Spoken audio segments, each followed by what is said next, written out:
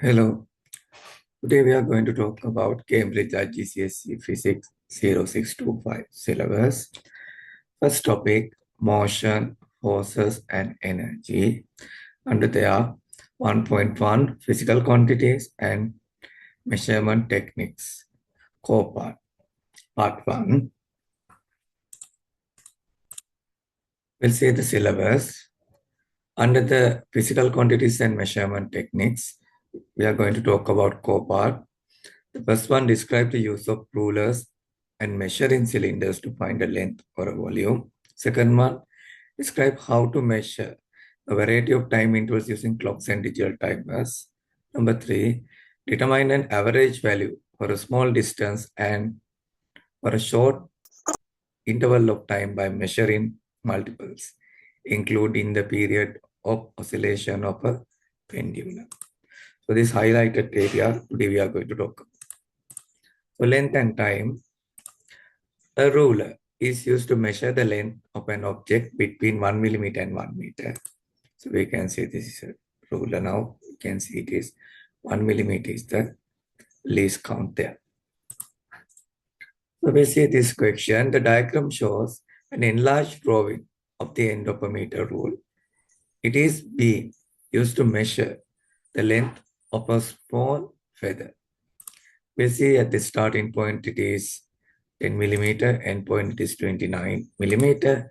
Difference we can see 19 millimeter. So answer is A. Next question. The diagram shows four identical spheres placed between two wooden blocks on a ruler. What is the diameter of one sphere?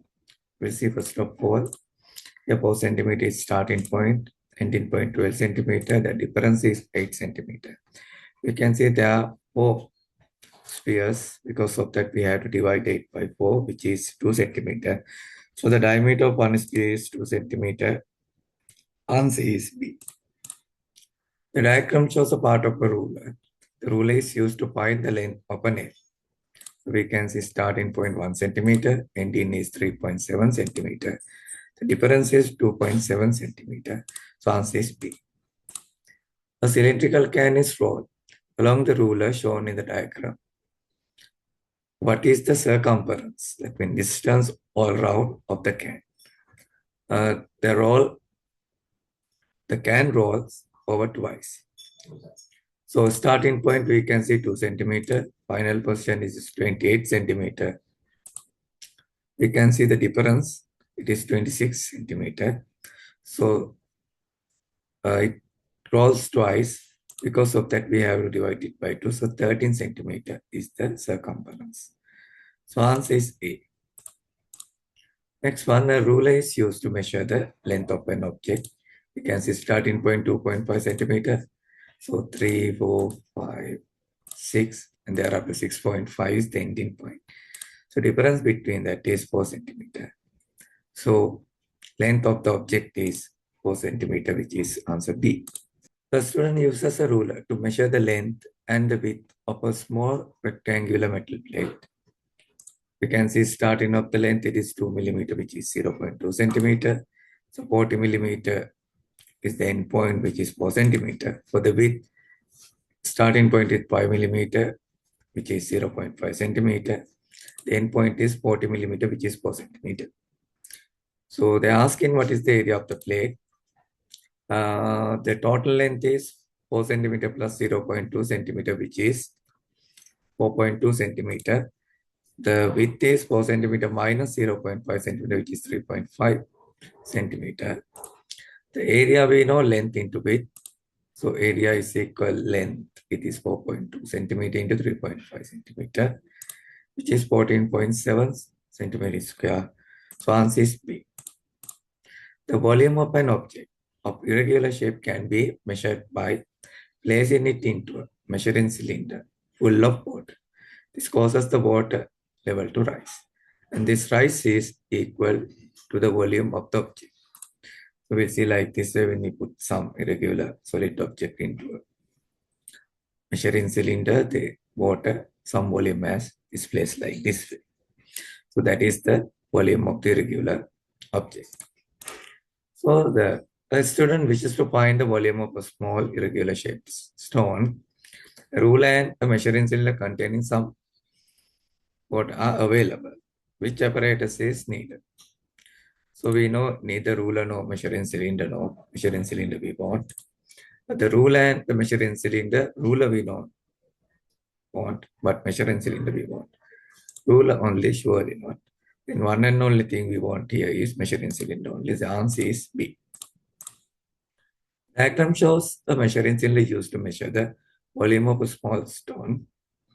So we can see before we add the stone, it is 18 cubic centimeter. After we add, it's 26 cubic centimeter.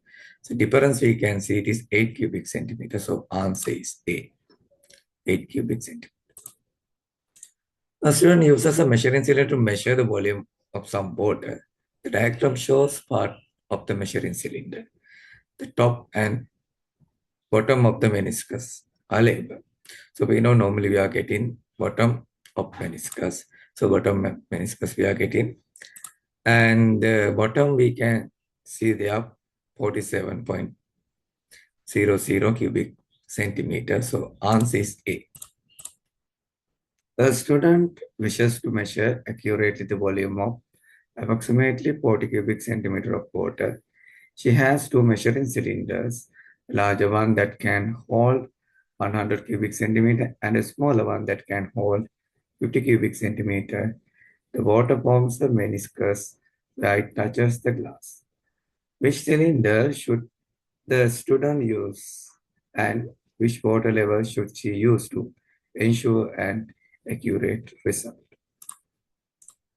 Smaller measuring cylinder giving us more accurate reading at the bottom of meniscus we are taking. So cylinder smaller one, the water level bottom of meniscus. Answer is C. Diagram 1 shows the measuring cylinder containing water. Five identical steel balls are now lowered into the measuring cylinder.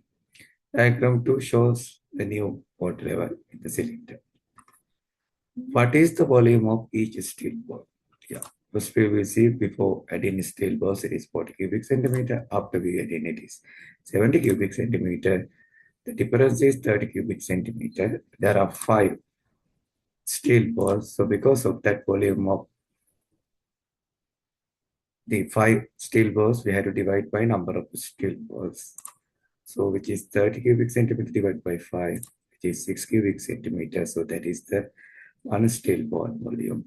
So answer is A. Drops of water are dripping steadily from a tap. The diagram shows a measuring cylinder which has collected 120 drops of water. How many drops in total will have been collected when the measuring cylinder reads 10 cubic centimeter? We know 120 drops including 4 cubic centimeter. That means 4 cubic centimeter includes 120 drops. We are looking for 10 cubic centimeter, which is 120 drops into 10 cubic centimeter divided by 4 cubic centimeter, which is 300 drops. So answer is D. The diagrams show the readings on a measuring cylinder before and after a small metal cube is added. So we can see before adding it is 3 cubic centimeter, after adding 5 cubic centimeter. So which is 2 cubic centimeters the difference. So answer is B. A micrometer screw gauge is used to measure very small distances that the rule cannot measure. We see this for a diagram of micrometer screw gauge. So the minimum value, that means least count that can be measured by standard micrometer screw gauge is typically 0.01 millimeter, which is 0.001 centimeter. This precision is achieved by dividing pitch, usually 0.5 millimeter, by the number of divisions on the thimble scale, usually 50. So the diameter of a copper wire is thought to be approximately 0.3 millimeter, which instrument should be used to obtain a more accurate measurement of the diameter of the wire. We know minimum value measured by micrometer screw gauge is 0.01 millimeter. Minimum value measured by a ruler or measuring tape is 1 millimeter. So answer is C, micrometer. The which measurement can be made using a micrometer screw gauge? The air pressure of a tire rod, The turning effect of a spanner wrong, the wavelength of a microwave is wrong, the diameter of a wire correct, the answer is B. Analog and digital clocks and devices are used to measure time intervals. Here we can see left hand side is the analog or right hand side is the digital clock. So a stopwatch is used to time a runner in a race. Diagram show the stopwatch at the start and the end of a lap of the race. So start of the lap we can see 0, 50, 10. End of the lap we can see 1, 40, 10. So we know end of lap minus start of lap is the time difference.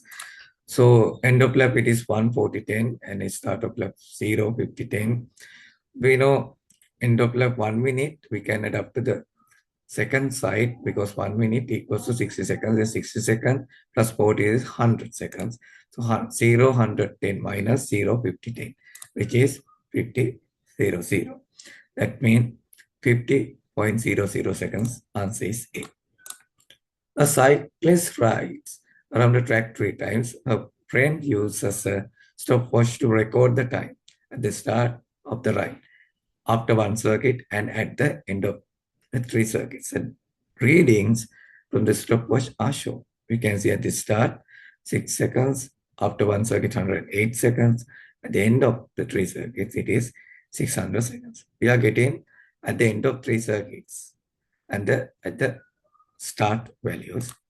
So end of 3 circuits minus at the start divided by number of rounds is the average time for one circuit of the track. So 600 minus 6 seconds divided by 3 is the answer. So 600 minus 6 is 194. That is divided by 3, which is 198 seconds. So answer is C. A cook wants to prepare some food to be cooked by 1:15 p.m. He uses an oven with an automatic timer that can be set to switch on and off at certain times. The oven needs to be switched on for 2 hours, 10 minutes.